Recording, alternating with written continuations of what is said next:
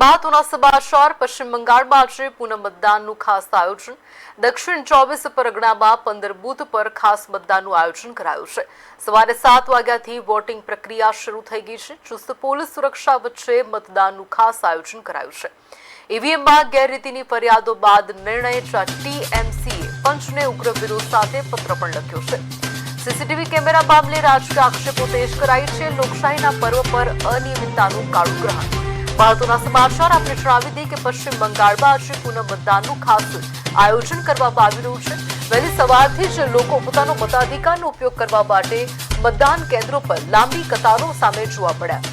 મહત્વનું છે કે મતદાનના ખાસ અવસરે પોલીસ ચુસ્ત બંદોબસ્ત પણ ગોઠવી દેવામાં આવ્યો છે। કોઈ અનિચ્છનીય ઘટના ન બને તેને કારણે ખાસ પોલીસ બંદોબસ્ત પણ સજ્જ પશ્ચિમ બંગાળમાં જોવા મળ્યું છે।